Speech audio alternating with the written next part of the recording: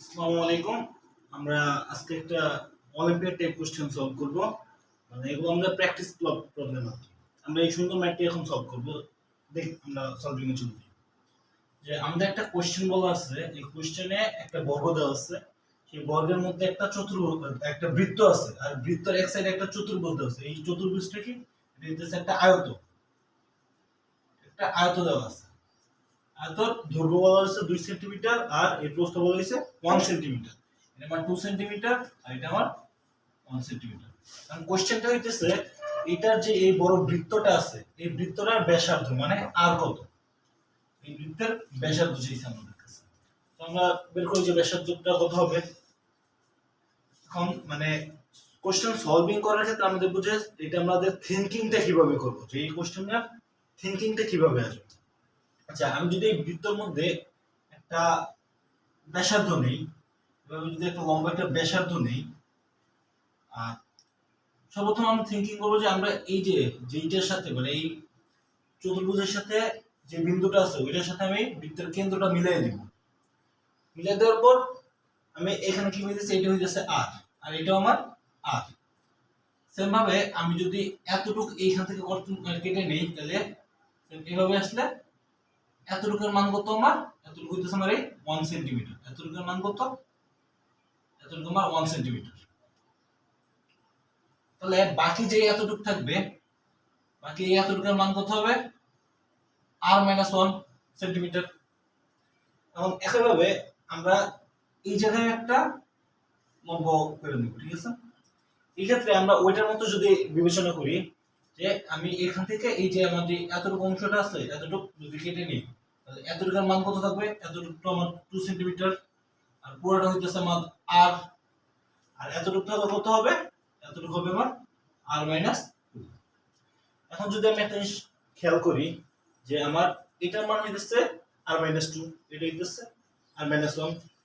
এখন দেখা যায় যে এই যে এতটুকু আমি আরেকটা যদি আঁকাই, এইটা আর এটা সমান, এটা এটা সমান, তাহলে এটা যদি r-1 হয়, তাহলে এতটুকুর মান কত হবে? r-1, r-1, ঠিক আছে? এটা যদি r-1 হয়, এটা লম্বালম্বি এটা আছে, তো এটার মান হবে আমার r-1। এখন আমি দেখতেছি যে এখানে আমার একটা সমকোণী ত্রিভুজ অঙ্কন হয়ে গেছে, যার লম্বগত r-1, যার ভূমিগত r-2, আর অতিভুজ কত r। তো এখন যদি আমি পিথাগোরাসের উপপাদ্য অনুসারে লিখি, যে পিথাগোরাসের উপপাদ্য অনুসারে, পিথাগোরাসের উপপাদ্য, এটা থেকে কি পাই? যে এই আর স্কয়ার মানে অতিভুজ স্কয়ার কি পাবো? লম্ব square r-1 square plus r-2 square. আমি যদি একটা এতটুকু আমি যদি আরেকবার খেয়াল করি, যে আমার প্রথমে এটার মান ছিল 2, এটার মান ছিল 1। যে চতুর্ভুজের যে বিন্দুটার সাথে মিলেছিল ওইটার সাথে আমি কেন্দ্রটা যোগ করছি, যোগ করলে যেটা পাবো সেটা হচ্ছে r। এখন আমি এই যে এটা লম্বালম্বি এখানে একটা নিয়ে নিছি কেন্দ্রকে, কেন্দ্র সহ, তাহলে এখানে আমি একটা লম্ব আঁকাই নিছি আর কি। তো এখন এইটার যদি 1 সেন্টিমিটার হয়, এটার লম্বালম্বি হবে, এটার মান আসবে 1 সেন্টিমিটার। আর আমরা জানি যে পুরোটা হইতেছে আমাদের ব্যাসার্ধ, ব্যাসার্ধ হইতেছে r, তাহলে এতটুকুর মান কত আসবে? r-1। একইভাবে পুরোটা হইতেছে r, এটা লম্বালম্বি, এটা হবে 2 সেন্টিমিটার, এটা হবে r-2 সেন্টিমিটার। এখন এইটা আর এটা এই দৈর্ঘ্য আর এই দৈর্ঘ্য সমান, এই দৈর্ঘ্য আর এই দৈর্ঘ্য সমান। আমি এই দৈর্ঘ্য আর এই দৈর্ঘ্য সমান নিয়ে কি বললাম, যে এখন আমি একটা সমকোণী ত্রিভুজ পেয়ে গেছি, যার অতিভুজ স্কয়ার ইকুয়াল লম্ব স্কয়ার প্লাস ভূমি স্কয়ার, ঠিক আছে? এখন যদি আমি এটা সলভ করি, এখান থেকে আমি r এর মান পেয়ে যাব। এখন যদি সলভ করি, r square minus 2r plus 1 plus r square minus 4r plus 4। এখন r স্কয়ার যদি কাটা দিয়ে দিই, তাহলে অবশ্যই এটা থাকবে কি 0 equal r square minus 6r plus 5। এখন যদি আমি এটাকে মিডল টার্ম করি, r square minus 5r minus r plus 5 equal 0। আমরা r যদি কমন নিই তাহলে থাকবে r-5, আর যদি -1 কমন নিই এখানে থাকবে r-5 ইকুয়াল 0। মানে এখান থেকে r এর দুইটা ভ্যালু পাওয়া যাবে।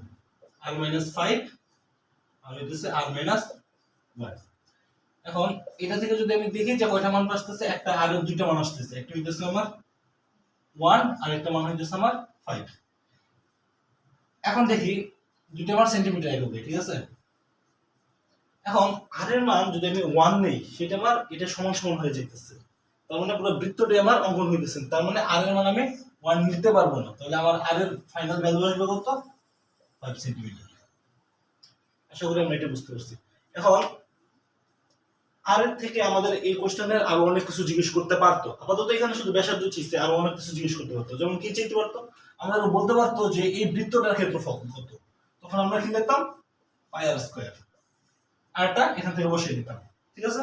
আর আমাদেরকে যদি বলতো যে এই বর্গটার ক্ষেত্রফল কত হবে, এই বর্গটার ক্ষেত্রফল কত হবে, এই বর্গটা আমার এই চতুর্ভুজ, এই বৃত্তটা এই বর্গের দুই সাইডকে আমার স্পর্শ করছে, তার মানে এখান থেকে এতটুকু যদি করি, এটা আমার কি, যেমন এক বাহুর দৈর্ঘ্য, আর এই পুরোটা কি 2r, আর 2r, তাহলে এক বাহুর দৈর্ঘ্য তখন কত হইতো 2r, আর বর্গের ক্ষেত্রফল কি বাহু স্কয়ার 2r স্কয়ার হয়ে যেত, আর বসাই দিলে আমি পুরো বর্গের ক্ষেত্রফল পেয়ে যেতাম।